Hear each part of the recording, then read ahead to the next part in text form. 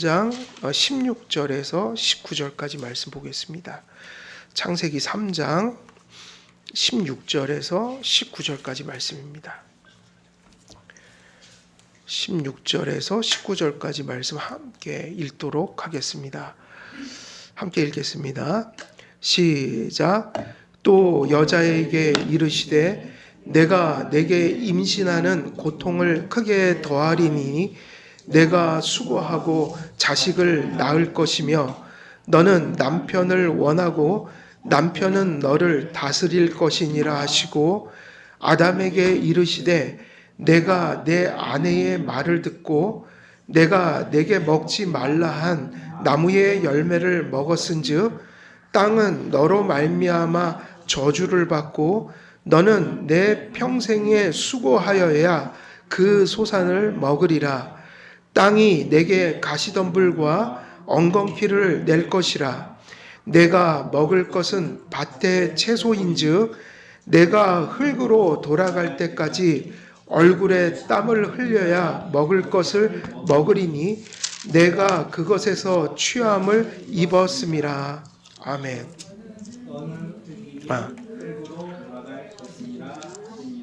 아멘. 오늘은 이 본문 말씀에서 16절 말씀 계속 이어서 전하도록 하겠습니다. 16절 말씀은 우리 특별히 전반절에서 여자에게 이르시되 내가 내게 임신하는 고통을 크게 더하리니, 그래서 여자에게는 해산의 고통, 임신하는 고통, 그리고 남자들에게는 무슨 고통을 주었죠? 노동할 때에 참 많은 이 고생이 뒤따르는 거예요. 고생이 뒤따르죠. 그 여성들에겐 고통, 또 남편들에게는 수고와 고생, 이런 것들이 이렇게 따라오는데 특별히 본문에서 이 고통을 어떤 성격이라고 말씀을 드렸어요? 징벌적 성격이 있다고 그랬죠. 근데 이제 우리들이 조금 헷갈린 것은 하나님이 은혜 언약을 체결하고 이것을 지금 선포하고 계신 거예요. 3장 15절에서 이미 구원의 그 복음을, 원시적인 복음을 전하셨잖아요.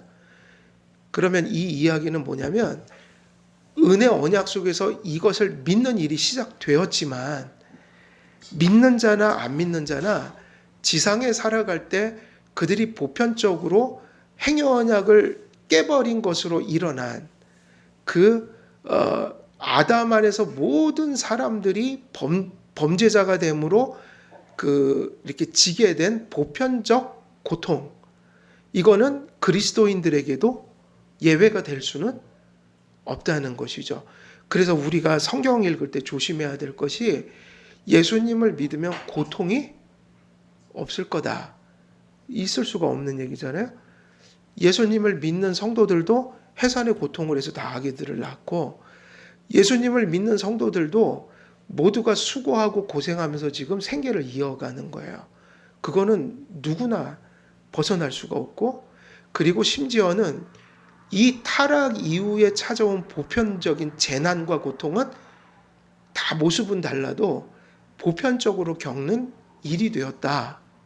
그래서 이렇게 이야기하는 것은 지상에서 뭐가 없다는 것을 의미한다고 그랬죠. 지상에서 은혜 언약 속에서 하나님이 약속하신 그 하나님 나라라는 것이 지상에서 이루어지는 것은 아니에요. 지상에서는 유토피아가 없어요. 그렇지만 이 해산의 고통과 노동의 고통이 함축하고 있는 보편적인 고통을 믿는 자나 안 믿는 자나 사실은 다 겪고 간다 할 때 크리스찬이 현실 삶 속에서 그렇다고 은혜를 받지 못한 것이냐? 그렇지가 않다는 거예요.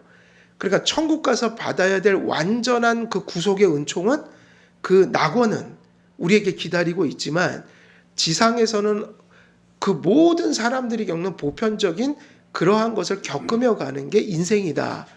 그런데 한 가지 위로가 또 있는데, 그렇다고 하여 불신자들의 그러한 보편적인 고통과 신자들의 그 보편적인 고통이 같냐 그러면 같을까요, 다를까요?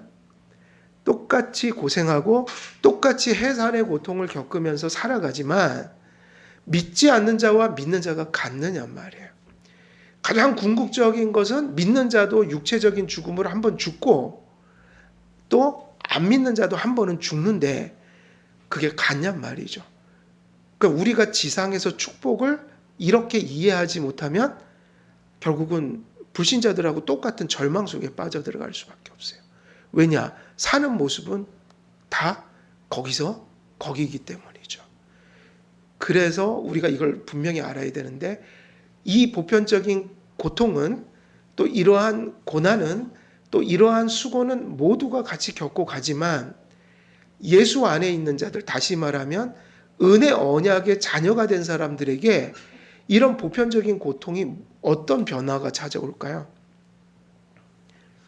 이 모든 것들이 성화 속에 들어가게 된다. 그래서 불신자는 사실은 고난과 고통이 그야말로 저주예요. 그게 그야말로 그대로 저주인 거예요. 그리고 그것은 어떤 죄의 결과일 수밖에 없는데 성도들은 하나님께서 그 고난의 길을 보편적인 짐을 지고 갈 때 불신자들에게는 없는 특별한 사랑의 섭리로 그 일들을 맞이하게 함으로 그 일들이 신앙으로 우리가 잘 극복하고 나갈 때 그게 뭐가 된다고 그랬죠?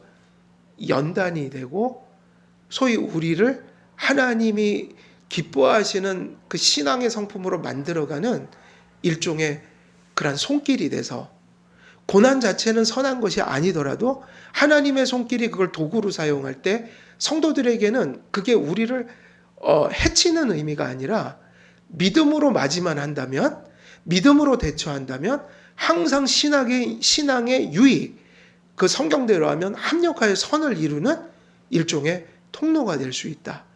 그리고 결국은 수많은 그러한 고난들을 이야기할 수 있지만 그것의 궁극적인 그건 뭐냐면 죽음이잖아요. 그 궁극적인 보편적인 그 악이라는 것은 결국 모든 사람이 죽는다는 게 절정이거든요. 그런데 성도들에게 그 죽음이 어떻게 돼야 된다고 그랬어요? 불신자하고 같아서는 안 되고 똑같은 죽음이지만 성도들의 죽음은 성화되어 있다. 그래서 어디로 가는 관문인 거야? 천국으로 가는 일종의 문턱 같은.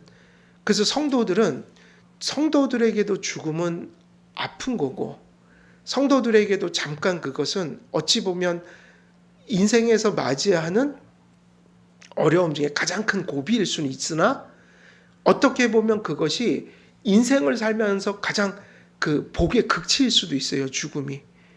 왜냐하면 죽음의 문턱을 넘어야만 어디로 가기 때문이에요? 천국으로 가기 때문이에요. 그래서 이 사고가 되게 중요합니다. 사실 오늘 제가 밴드에다 부활에 관한 얘기를 좀 썼잖아요. 기독교인의 가장 본질은 뭐죠? 신앙의 본질은 뭘 믿고 사는 거예요? 부활의 신앙이죠. 우린 죽어도 죽는 게 아니고 기독교인들만 뭐를 극복하는 사람들이에요? 죽음을 극복할 수 있는 사람들이다. 그래서 이 의미가 얼마나 중요하냐면 죽음이라는 것이 우리들에게 성경적으로 보면 이런 의미예요. 광야에서 홍해를 건너서 광야를 40년 생활하고 사실은 가나안 땅에 들어갈 때 뭐를 건넜죠? 요단강을 건넜어요. 요단강을 건너면 가나안이에요. 근데 가나안은 예표잖아요. 우리의 가나안은 어디죠? 천국이죠. 그래서 우리가 죽는 걸 어디 건너간다고 그래요? 찬송가에서도 요단강 건너가리라. 저 이 찬송을 되게 좋아해요. 그래갖고 제가 실수한 적이 있어요. 지난번에 우리 장로님하고 신방을 갔는데 그런 찬송을 자꾸 저도 모르게 선택하는 거예요. 요단강 건너가 만나리. 그리고 저 장례 찬송 있죠. 저는 그걸 평소 때 부르거든요. 그걸 부르면 괜히 가슴이 되게 평안해요. 너무 좋아요. 그런데 신방 가서 그걸 저도 모르게 선택해서 아무 생각 없이 부른 거예요. 다 부르고 나니까 좀 죄송하더라고요. 이거 오해하시면 어떡하지 또 이거. 근데 그게 왜 그러냐면 평소 때 그걸 그냥 부르는 거예요. 왜냐하면 성경에서 요단강 건너는 거는 엄청난 사건이에요. 축복의 사건이에요. 근데 신약의 성도들에게 요단강 건너는 것도 똑같아요. 가나안으로 들어가는 잠시의 그 문턱이에요. 그게 얼마나 감사한 건가. 근데 불신자에겐 그게 뭐냐면 불신자들이 그 강을 못 건넙니다. 불신자들이 요단강을 건널 수가 없어요. 우리가 홍해 사건만 봐도 홍해를 걷는 건 누구였죠? 예수님 믿는 사람들이었어요. 이스라엘 백성들은 애굽을 탈출할 때는 바다를 건넜고 가나안 땅에 들어갈 땐 강을 건넜는데 다 하나님이 길을 열어주셨어요. 오히려 이 땅에서의 그 고난의 한 고비 한 고비는 작은 색강 같은 걸 건너는 거와 다를 바 없어요. 그냥 작은 실개천? 근데 왜 죽음이 부정적이지 않냐면 우리는 죽을 때 뭘 경험하는 거죠? 그 요단강이 건너가는 것 같은, 요단강이 갈라지는 그런 엄청난 역사를 사실은 언제 경험합니까? 죽을 때 경험하죠. 그래서 죽을 때 최고의 복은 뭐냐면 내가 요단강을 건널 때 예수님 제 손을 꼭 잡아주십시오.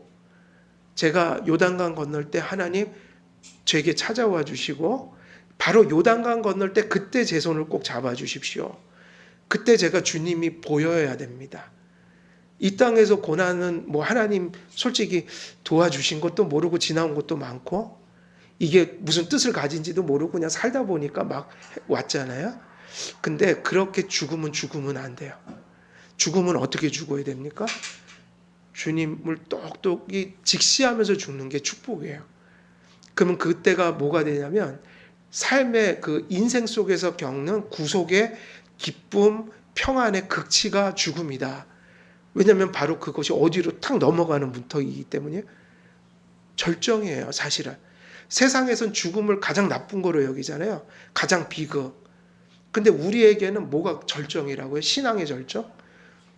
그리고 하나님의 은혜를 숨이 이제 막 떨어지기 직전 내가 최고로 인생 살면서 최고로 경험하는 게 죽을 때 예수님의 은혜를 내가 확신하는 거예요.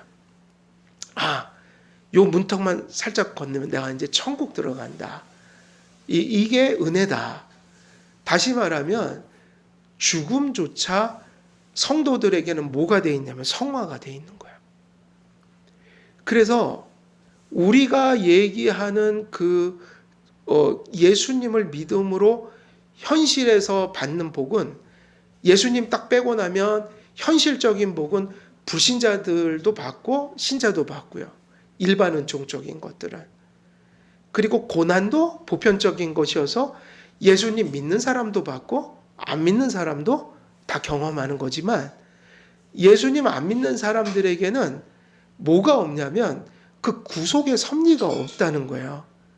성도님들에게 예수님 믿는 것이 복이 된 것은 일생 동안 살아가면서 좋은 일과 어려운 일들을 겪지만 그 모든 것이 예수 안에서는 합력하여 뭐가 된다고요?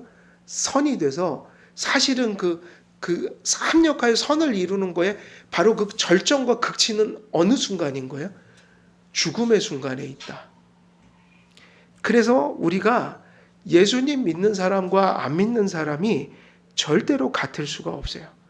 그래서 지금 아담은 에덴에서 쫓겨나야 하고 지금 이러한 보편적인 어떤 징벌적인 이런 고난들을 이제 선포받지만 아담은 은혜 언약을 3장 15절에서 받았기 때문에 믿음으로 사는 한 이것이 저주가 아니에요. 그래서 우리가 이걸 감사해야 합니다. 이 땅에 똑같이 태어나서 예수님 안 믿는 사람들은 주님이 없이 그 인생의 길을 지금 걸어가고 있는 거예요. 힘겹고 어렵고 그리고 언젠가는 그 죽음이 누구나 다 겪어야 할 건데 그 모든 것을 누구 없이 사는 그 비극이 있는 거예요. 하나님 없이 하나님의 그 선하신 섭리가 없이 그걸 다 맞이하고 사는데 그리고선 끝에는 아까 그 복이 없다고 그랬죠. 죽음이 천국으로 인도하는 꽃마차가 아니라 어디로 이끌어가는 그 죄인들을 끌고 가는 그런 것이 죽음인 거예요. 지옥으로 떨어지는 문턱이다. 그 성도들은 사실은 고난 속에서도 누구에게 감사를 해야지 맞는 거예요? 예수님께 늘 감사하면서 살아야 합니다. 그래서 한국교회는 기복신학을 많이 가르쳤잖아요. 모든 것이 영적인 복을 받으면 항상 우리에겐 좋은 일만 일어난다. 근데 그런 것을 하나님이 약속하신 적이 있나요? 없나요? 제가 성경을 읽을 때는 없어요. 그렇게 산 사람도 없어요. 그렇다고 우리가 피해의식을 가져서도 안 돼요. 항상 하나님은 전도서 말씀이 그 말씀 그대로예요. 항상 하나님은 우리에게 좋은 것도 주시고 때로는 어려움도 허락하시지만 그 모든 것이 합력하여 선을 이루도록 항상 섭리해 주셨다. 다시 말하면 그 인생길을 주님이 동행해 주시고 계신다. 이것이 복이어서 우리는 항상 그런 마음이 있는 거죠. 어떤 일이 와도 결단코 우리에게는 이게 우리를 망하게 하는 일은 없을 것이야 라는 그 약속이 있는 거예요. 그것이 우리를 나가게 만드는 거죠. 그래서 하나님께서 지으신 멍에처럼 인간이 존재하고 생존하기 위해 감당할 일 속에 두신 고통을 온순히 지고 성실히 살아내는 것이 타락 후 인류가 감당할 멍에가 된 것입니다. 근데 이게 불신자는 안 된단 말이에요. 어느 정도냐면 그냥 도덕적 수준에서 다 그렇게 뭐 인생지마 세옹지마 이런 얘기도 하고 그래도 나는 고난을 겪으면서 내 인격이 되게 성숙해 이런 얘기는 불신자도 하지만 구속적인 의미에서의 하나님의 손길을 그들은 알지 못한다는 거예요. 그래서 저도 우리 아이들을 키우면서 항상 그게 뻔히 보여요. 우리가 저 아이들과 영원히 함께 있을 수도 없고 저 아이들이 내가 살아온 인생을 돌아보면 내가 겪은 거 쟤네들도 다 겪을 것 같고 그러면 가슴이 약간은 좀 이렇게 안타까워질 때도 있고 걱정될 때도 있고 저 아이들이 좀 평안하게 살았으면 좋겠다 그러는데 그래서 하나님께 그렇게 나갈 수밖에 없죠. 제가 할 수 있는 일이 아무것도 없잖아요. 쟤네들 인생을 대신 살아줄 수가 없잖아요. 그러니까 내가 할 수 있는 일이 뭐죠? 저 아이들이 하나님 안에서 좀 살게 해주십시오. 저 험한 길을 혼자 걷지 않게 하시고 저 험한 길 갈 때 예수님 손 좀 꼭 잡고 가게 해주세요. 그 기도 외에는 다른 뭐가 할 게 없잖아요. 지금 같이 살아도 우리가 해줄 수 없는 게 있으니까. 그래서 사실은 우리가 부모들이 해야 될 최고의 기도는 사실은 이런 저런 것이 아니라 저 아이들이 하나님과 함께 걸어갈 수 있도록 해주세요. 이게 우리가 드려야 될 유일한 기도예요, 사실은. 우리가 주목할 것은 고통이 단지 저주로만 주어진 것이 아니라 인류 보존과 생존을 위해 주신 복된 일이요. 하나님께서 주신 명령 속에 더해졌다는 의미입니다. 가장 복된 일, 가장 소중한 일을 하나님께서 거두지 않으시고 그 일들 속에 고통을 첨가하신 겁니다. 그래서 이 모든 보편적인 고통이 그저 행위 언약 속에 아직도 그 저주 속에 있는 자들과 성도들에게 이 모든 일들이 동일한 대상이지만 같지가 않다는 걸 기억하는 게 중요한 거죠. 그러니까 그것을 제거하는 게 아니라 그것을 은혜 속에서 맞이하게 하시는 게 은혜다. 그래서 고통은 사라지지 않는 거지만 극복하게 만드신다. 이런 것들이 기독교적인 복이라는 거예요. 하나님께서 하와에게 먼저 이 징벌적인 고통을 내리셨습니다. 근데 이 하와에게 내린 것은 결국 누구에게 내린 거죠? 모든 후손들에게. 하와 이후에 죄인된 모든 여자 후손들에게 이것을 내리셨어요. 하나님께서는 범죄한 하와에게 무슨 고통을 내리셨습니까? 잉태하는 고통을 내리셨는데 이 고통은 여자가 잉태할 때 겪게 되는 모든 고통을 의미합니다. 잉태의 순간에 여성들은 고통을 합니다. 잉태하여 임신한 기간 내내 여성들은 여러 가지 고통을 느끼고 그래서 예전에는 그냥 임신 그랬는데 예전에는 그걸 많이 얘기하지 않은 것 같아요, 세상이. 요즘에는 많이들 얘기하더라고. 뭐 임신하고 나서의 우울증 그리고 몸에 오는 그 신체 변화 있잖아요. 근데 저도 어렸을 때 이렇게 커오면서 TV도 보고 그랬지만 예전에 그런 거를 별로 얘기 안 했어요. 사실은. 그냥 임신했어 이러고 지나가지. 근데 요즘에는 이제 그런 어떤 여성들의 힘겨움을 좀 많이 얘기하는 시대가 됐잖아요. 그러니까 그런 거를 뭐 의학적으로나 되게 많이 부각을 시키니까 느낌이 딱 와요. 이게 아 이런 어려움이 좀 있구나. 그게 뭐죠? 심리적인 것도 힘들고 그리고 몸에 일단은 변화가 온대요. 많은 변화가 온대요.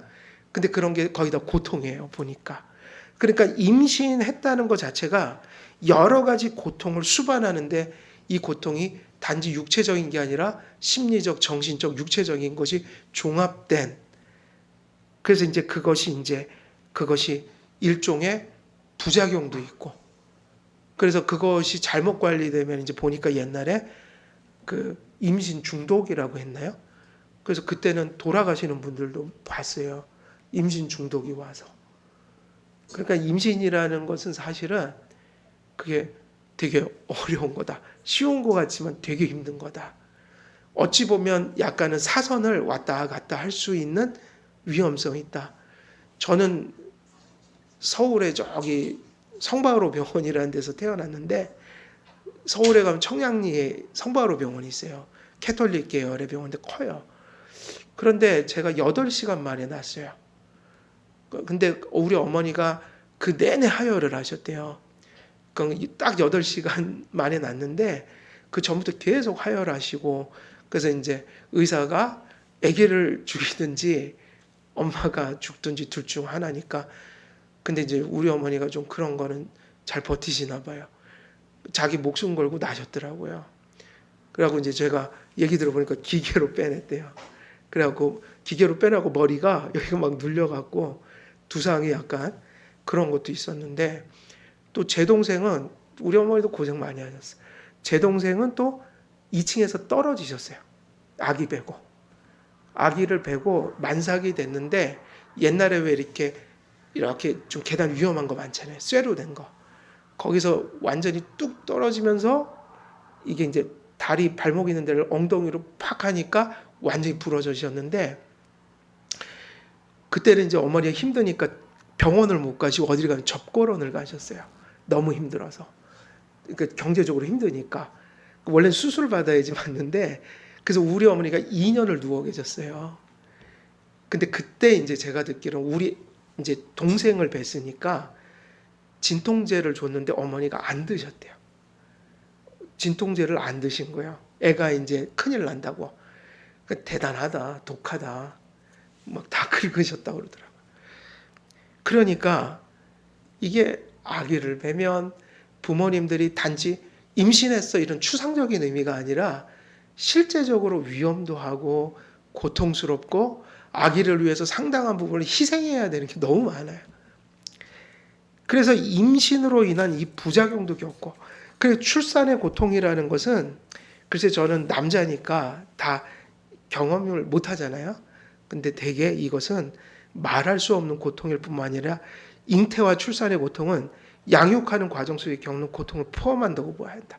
그러니까 낳는 것도 힘든데 뭐까지 겪어야 돼요? 사실은 부모가 된다는 건 낳는 것만 의미하지는 않잖아요. 그리고 어떤 의미에서는 해사는 잠깐이지만 키우는 건 일생 동안 자기를 소진해야 돼요. 그래 이 출산의 고통은 말할 수 없는 거고 그러니까 이 잉태하고 출산하는 것은 일종의 대유법적인 거 이거 자식을 위해서 나를 소진하는 걸 다 포함한다고 봐야 돼요. 이 모든 것들이 힘겨울 것이다.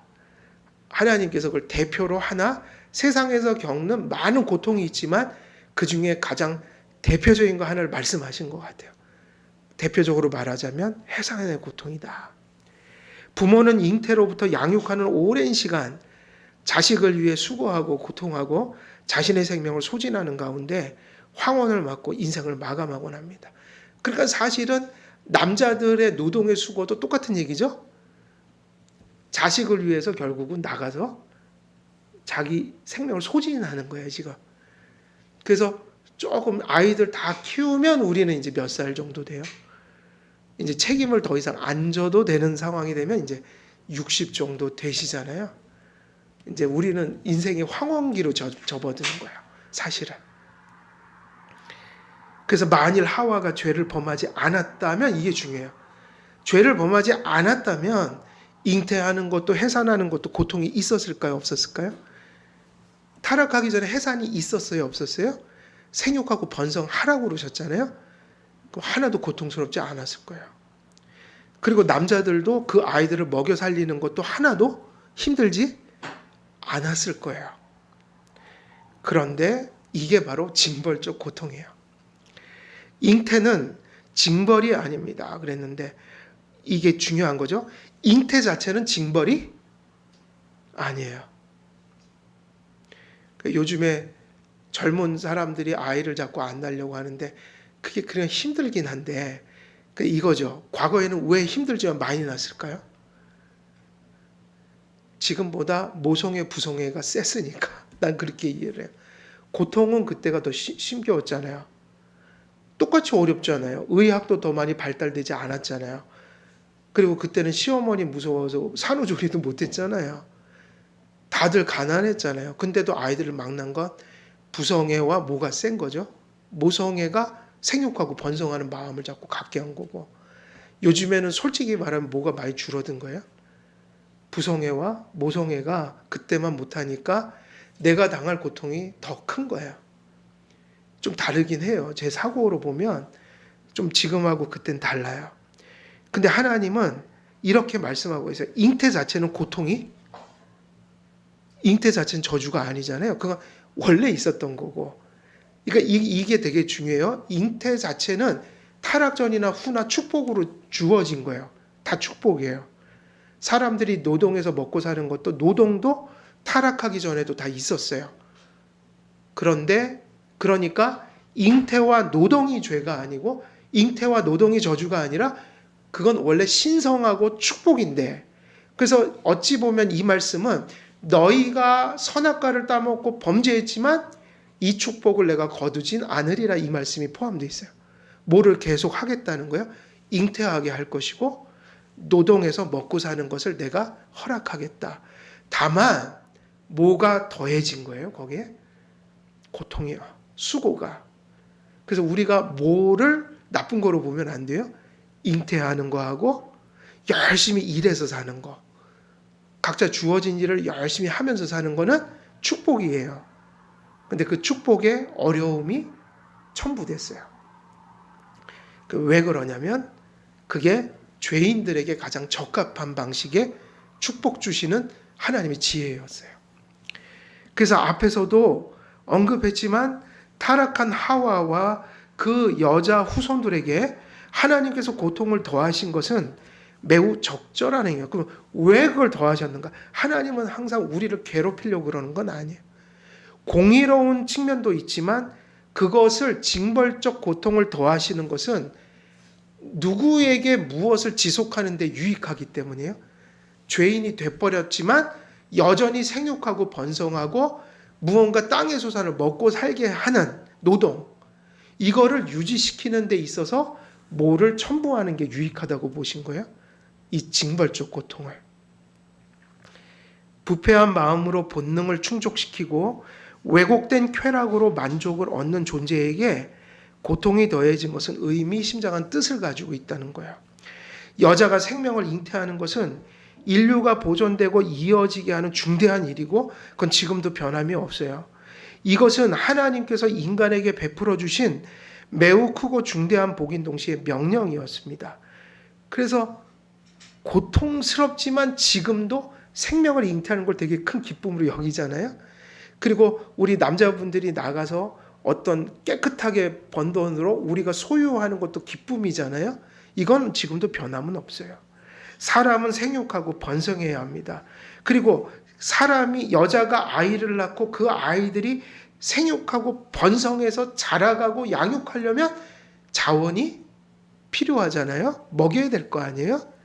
그러니까 그 모든 것은 지금 합쳐져 있고 이것이 인류사의 번영에 있어서 여전히 축복인데, 그런데 하나님께서 잉태라는 것을 통해 이 땅에 생명을 창조하시고 번성케 하실 때 잉태라는 것은 너무도 고귀하고 복되고 중요한 의미를 갖고 있었습니다. 생명을 잉태하는 고귀한 일에 고통을 더하신 것은 타락 이후 생명을 잉태하는 일에 큰 고통을 더하시어, 사실은 이게 중요한데, 이 세상에서 가장 중요한 일이 뭐라고요? 잉태하고 낳는 거죠. 인간이 이렇게 출생하는 거예요. 그리고 그들을 입히고 먹이고 그리고 바른 사람으로 키워내는 거예요. 그런데 이것을 타락 전처럼 그냥 뿌리면 막 나오고 그냥 아이도 고통 없이 막 낳고, 이렇게 하면 부패한 마음이 그것을 사실은 좋은 방식으로 그걸 향유할 수가 없어요.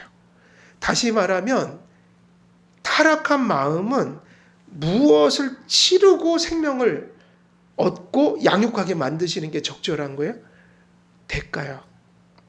왜냐하면 타락한 인간들은 생명을 너무 쉽게 낳고 키우는 방식이 되면 생명을 경시하는 마음들이 그 가치들을 잃어버려서 그게 좋은 모습으로 가는 게 아니에요. 그래서 여러분 지금도 여러분 노동이라는 게 지금도 너무 중요한 거예요. 사람은 땀 흘리고 먹어야 되게 건전해집니다. 되게 성실하게 땀 흘리면서 대가를 치러서 무엇인가를 얻는 게 타락한 인간에겐 가장 좋은 방법이에요. 로또에 당첨되거나 그야말로 그냥 뭐 주식 같은 거 투자해서 그냥 막 갑자기 일확천금 불로소득으로 막 이렇게 버는, 그것이 사람 정신을 건강하게 만들지 못해요. 이게 있어요. 뭔가는 누군가에게 기여하느냐고 고생도 하고 과정도 거치고 대가도 치르면서, 다시 말하면 생명을 우리가 잉태하면서는 상당한 대가를 치를 때 이 생명의 고귀함을 인간은 뼈저리게 느끼고, 우리가 입에 들어가는 그런 것들을 성실과 대가를 치르고 우리가 어떤 개인적 소유를 가질 때만이 그게 가장 건전할 수 있다는 얘기예요. 그래서 어떤 그런 것들이 우리가 소유를 얻는 방법들이 그러한 모습이 아닐 때 사회가 병들어가요. 그러니까 지금 이 현대 사회는 노동을 되게 경시하잖아요. 그게 좋은 게 아니란 말이에요. 그러니까 다시 말하면 우리가 얻는 소득과 어떤 생명과 그러한 번영들이 사실은 하나님은 뭐를 치르면서 얻게 하길 원하신 거예요? 대가요. 땀 흘리고 수고하고. 그런데 이렇게 하지 않을 때 타락한 마음은 그 상당히 안 좋은 쪽으로 이런 것들이 갈 확률이 많다. 대가를 치르게 함으로 생명의 존귀와 존엄함을 더욱 타락한 존재에게 인식시키기 위함이었습니다. 그래서 지금도 세상에서는 대가를 치르지 않고 많은 것을 가진 자들은 그거의 가치를 잘 몰라요. 다시 말하면 상당히 어떤 물질관이 부패하게 된단 말이에요. 그래서 우리가 자녀들에게도 무엇을 주든지 그것이 얼마나 큰 대가를 치러서 얻게 되는지를 많이 보여줄 필요가 있어요. 쉽게 주면 안 되고요. 어떻게 주라고요? 우리가 자식들에게는 부모들이 다 고생해서 번 돈이잖아요. 그리고 그 아이들에게 우리가 그 아이들 잘 되라고 행하는 모든 것들이 소위 말하면 정신적인 것까지도 이 세상에서 우리가 상당한 기간 동안 고민하면서 교육받으면서 정립해온 게 우리 정신적 가치예요. 도덕성, 신앙. 다시 말하면 물질만이 아니라 도덕적인 것, 신앙적인 것까지도 우리는 다 대가를 치르면서 여기까지 온 거예요. 그것이 쉽게 전해지는 게 아니다. 이것이 정말 많은 과정과 고뇌와 수고와 피땀을 흘리면서 지금 너에게 이런 것이 주어지는 거야. 이거를 정말 많이 가르쳐야 돼요. 인생이 타락한 후 고통과 대가를 치르게 하시지 않았다면 생명과 잉태 행위는 하나의 뭐에 지나지 않게 되었을까요? 아기 낳는 일과 많은 소유, 내가 어떤 소득을 얻게 되는 것이 일종의 뭐로 전락해 버릴 것 같아요. 이런 수고가 고통이 없다면 쾌락이죠. 쾌락이에요. 그러니까 이 신성한 잉태와 노동이라는 게 뭐로 바뀐다고요? 타락한 인간은 그저 쾌락행위인 거예요. 쉽게 잉태하고 쉽게 출산할 수 있다면, 그리고 자식들을 쉽게 기를 수 있다면, 아무런 고통과 대가를 치르지 않고 생명을 잉태하고 출산하게 된다면 타락한 존재로서 인간은 생명과 잉태 역시 가볍게 여겼을 것입니다. 그래서 사실은 사람들은 우리가 아기를 갖는 것이 그 엄청난 그러니까 되게 엄청난 일로 많이 본단 말. 작은 일이 아니에요. 그 일로 인해서 파생되는 게 많기 때문에 책임져야 되는 일이 많기 때문에 하나님께서 이러한 것들을 더하심으로 사실은 인생이 그 생명 잉태하고 우리가 어떤 소득과 소유를 우리가 이렇게 소유하는 것들을 쉽게 여기지 않게 하셨다는 거야. 인류 보존과 생존에, 근데 그게 단지 개인 윤리적인 관점이 아니라 이 세상은 어떻게 해서 지금 이렇게 출생, 노동, 이게 개인의 일이 아니라 사회로 번지잖아요. 사회를 유지시키는 중요한 부분이에요. 다시 말하면 세상이 여전히 존속하는 하나님이 주신 유일한 두 가지 방법이라고요. 출생과 그리고 노동. 그러니까 이것은 인류 사회에 있어서 되게 결정적인 일인데 이것이 타락된 존재에게는 아주 잘못된 방향으로 갈 확률이 많았던 거예요. 많은 사람들이 해산의 고통이라는 말의 의미를 이와 같이 사용합니다. 그래서 사람들도 항상 어떤 일을 이렇게 긍정적인 의미에서, 건전한 의미에서 내가 어떤 좋은 일을 얻거나 경험했다는 것을 무엇에 많이 비유해요? 해산의 고통에 비유하죠. 해산의 고통을 겪었다 내가.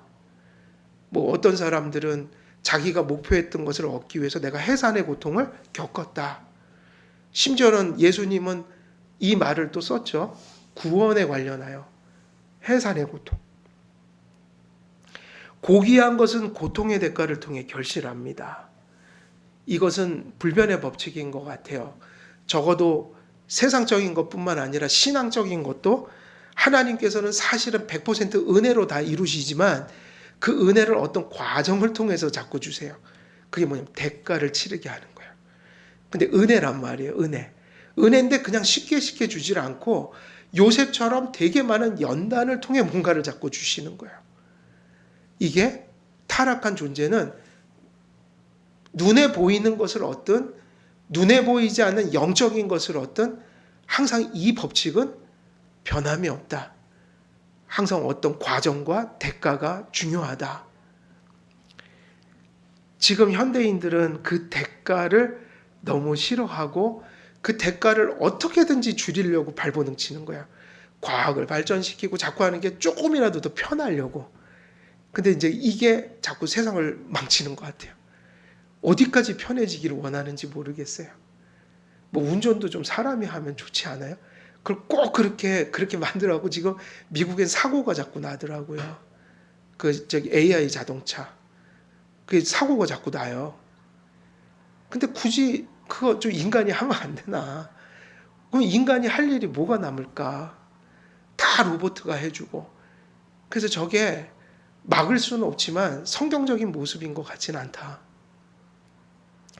두 번째, 하나님께서는 지상에서 가장 중요하고 고귀한 일에 고통을 더하심으로 죄의 결과가 어떠한 것인지 결코 잊지 않도록 그러한 일들의 고통을 새기신 것입니다. 가장 복된 일 가운데서도 인생은 가장 큰 고통을 경험하게 됩니다. 가장 복되고 고귀한 경험하는 순간에도 인생은 고통을 경험하므로 그가 죄인이며 죄의 결과가 통렬한 것임을 잊어서는 안 되기 때문에. 그리고 이것도 되게 큰데 인생은 항상 우리가 저 하늘 천국에 갈 때까지는 언제나 뭐를 잊어서는 안 될까요? 우리가 뭐라는 사실을요? 죄인이라는 사실을. 그래서 하나님께서도 인간 죄 짓기 전에도 이걸 가르쳐 줬어요. 너희가 어디로부터 왔다? 그걸 아담과 하와에게 얘기했잖아요. 너희를 어디로부터 취했다? 흙으로. 흙으로 너희를 만들었다. 그게 티끌이거든요. 먼지. 그래서 타락 전에도 뭐는 가르쳐 주셨어요? 야 아담아, 내가 너에게 되게 많은 걸 줬어. 근데 잊지 마. 너 흙에서 왔어. 최소한 교만하지 않게 만드신 거예요. 대단한 아담도, 죄 없던 아담도 하나 잊지 말겠는데 네가 잘나서 이 세상에 나온 게 아니야. 너는 뭐라는 거예요? 그저 흙이었을 뿐이야. 근데 이제 타락하고 나니까 지금 여기도 무슨 얘기를 하죠? 네가 이제는 조금 더 비참해졌어요. 흙으로 돌아가리라. 사람은 이 두 가지 잊어버리면 교만해져요. 뭘 잊어버리면 안 될까요? 우리는 흙에서 왔고 더군다나 죄 짓고 믿는 자까지도 한 번은 죽는다. 그건 뭐냐? 흙으로 돌아갈 것이다. 흙으로 돌아간다. 하나님께서는 인간의 가장 중요한 일 있죠? 아기 낳고 그 아이들을 양육하고 가정을 지키기 위해서 노동하는 시간, 가장 수고로운 시간, 그것이 가장 중요한 축복이면서 또 그것 속에 뭐를 딱 이렇게 심어 놨냐면, 그 가장 소중한 일들 속에서 그걸 이루어가면서 거기서 뭐를 잊지 않는 거냐면 우리가 죄인이라는 것을 계속 생각하게 만드신 거예요. 크리스찬은 좌절하게 만드는 게 아니라 그지 우리가 이렇게 죄의 결과 속에 살아가는데 이걸 볼 때마다 내가 죄인인 걸 깨달아.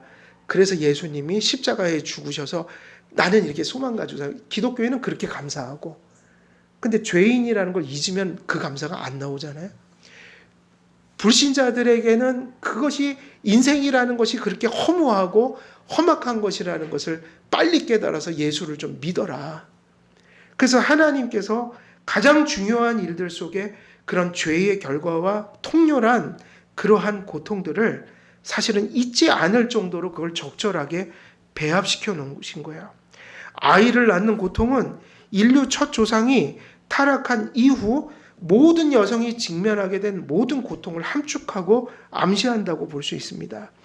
잉태와 출산 시에 나타나는 모든 육체적 심리적 고통은 잉태와 출산에서만이 아니라 여성들의 마음속에 언제나 내재하고 있는 고통들이며 인생을 살며 여성들이 겪는 육신적 고통들을 함축합니다. 잉태와 출산의 고통은 타락 후 여성들이 겪는 육체적, 심리적 모든 재난을 함축하며 그 고통과 재난들은 결국 언젠가 모든 사람이 경험하게 될 뭐를 또한 암시하고 있는 거예요? 죽음을 암시하고 있는 거예요. 잉태와 출산의 고통 가운데 인생은 무엇을 이렇게 격렬하게 한번 경험합니까? 죄의 삭은 뭐다? 사망이다. 이것을 하나님이 징벌적 고통을 주신 그 출산 속에서 경험하면서 가장 좋은 일들 속에서 우리는 죄인이라는 걸 잊지 않도록 하신 것이다. 모든 고통은 결국 죽음으로 귀결될 것이고 모든 고통은 죽음의 전조일 뿐입니다.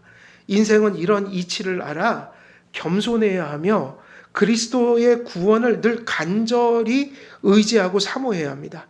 죄가 세상에 고통을 가져온 것입니다. 세상을 눈물 골짜기로 만든 것도 죄입니다.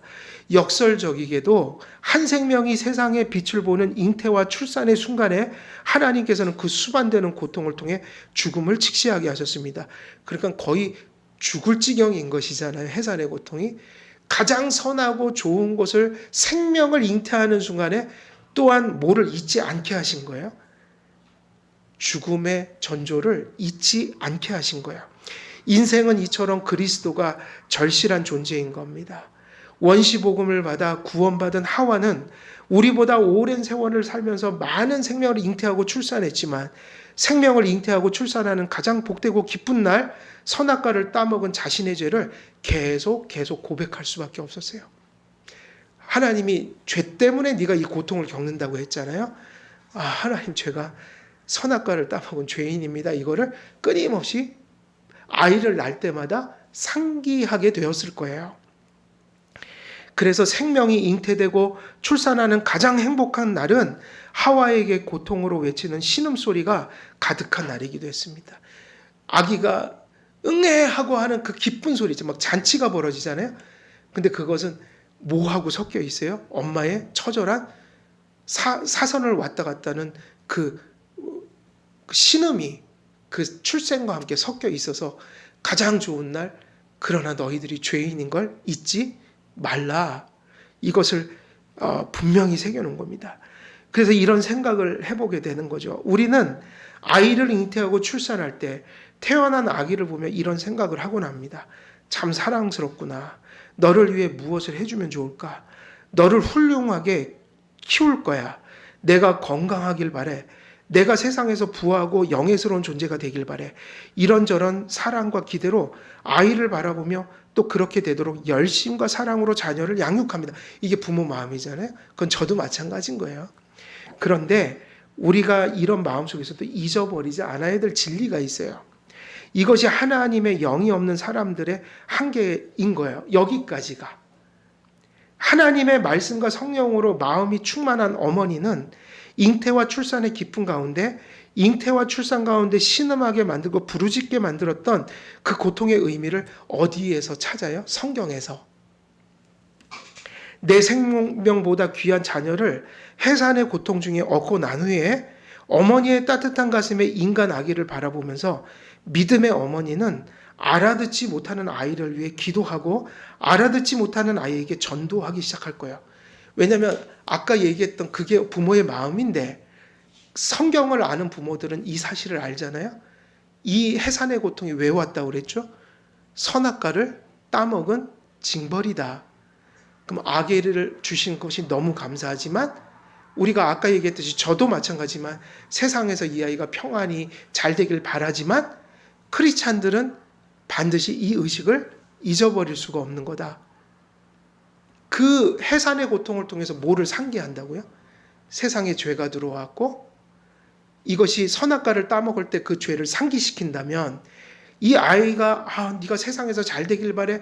이것이 우리의 바람이긴 하지만 한 가지를 기도할 수밖에 없다. 그게 뭐죠? 너도 선악과를 따먹고 아담 안에 네 아빠 안에서 모든 사람이 죄인이 된다고 했는데 너도 죄인으로 태어난 거야. 그래서 고통을 겪고 지금 가슴 속에 있는 아이를 향해서 뭐를 잊지 않는 거예요? 예수를 믿고 우리가 구원받아야 된다는 사실을, 그리고 우리가 예수님을 절실히 붙들어야 될 선악과를 따먹은 그 죄의 결과를 가지고 있는 사람일 수밖에 없다는 거. 그게 지금 내 품에 안겨있는 누구라는 거예요? 아이라는 거예요.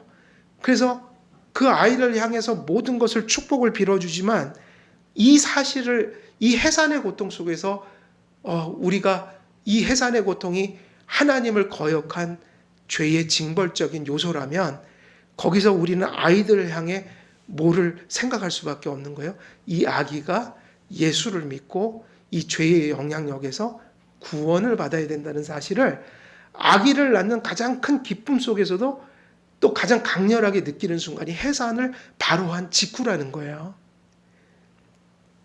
그래서 세상에서 가장 소중한 내 자녀야, 오늘은 내 생명보다 귀한 너를 얻게 된 복된 날이란다. 그런데 엄마는 오늘도 잉태의 고통과 출산의 고통 중에 하나님의 말씀을 또렷이 들었단다. 이 고통이 어디서 왔는지, 이 고통은 우리의 조상 하와가 선악과를 따먹은 곳에서 시작되었고 그 죄의 삭은 사망이란다. 나는 내 생애에서 가장 기쁜 날 너를 내 품에 안을 수 있어 너무 기쁜 동시에 너를 낳으며 겪은 그 고통을 통해 다시 나의 죄를 깨닫게 되었고 나의 가장 사랑하는 자녀인 내 안에 원죄가 있다는 것을 나는 지금 인정할 수밖에 없단다. 나는 너를 내 생명처럼 사랑하기에 지금 기도할 수밖에 없어.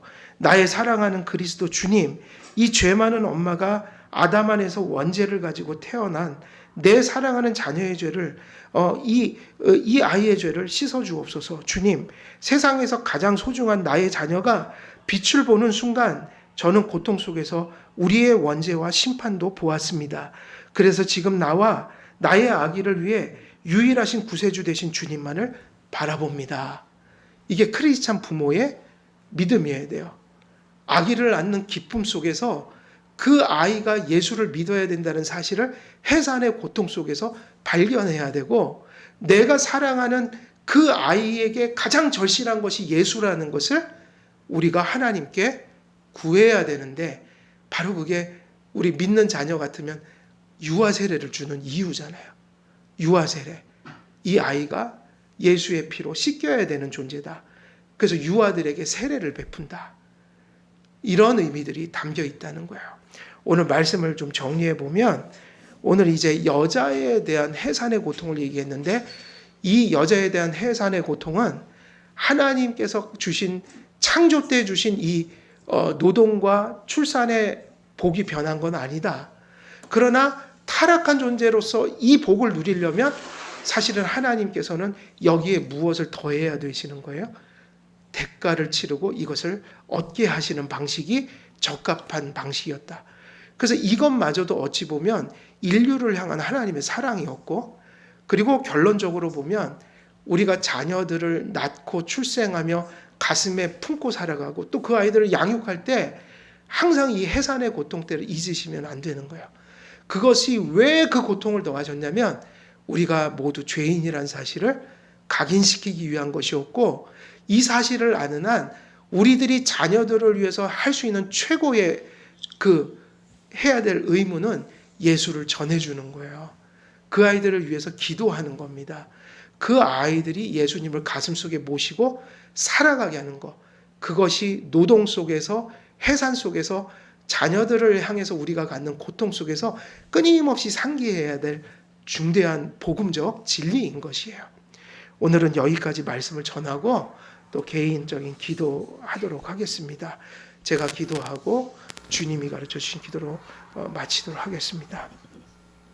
살아계신 하나님 아버지, 우리에게 생명을 잉태하고 또 양육하는 이 세상에서 가장 큰 축복을 허락해 주셨고, 또 우리들은 그 은혜로 자녀들을 가슴에 품고 또 기쁨을 얻으며 위로를 얻으며 살아갑니다.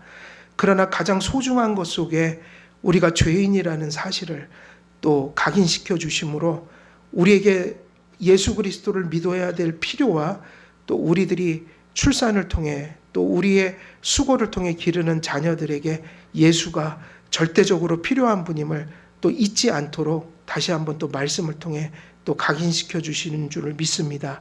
우리가 세상을 살며 우리의 목숨이 끊어질 때까지는 이런 보편적인 또 일들을 겪으며 살아가야 되지만 하나님의 복음과 섭리 속에서 이런 모든 고난 속에 있는 의미들을 잘 새기면서 우리 주님을 또 영화롭게 하고 또 이 땅에서 우리 삶이 하나님의 큰 복으로 넘쳐나는 그러한 삶이 될 수 있도록 주께서 선히 인도해 주옵소서.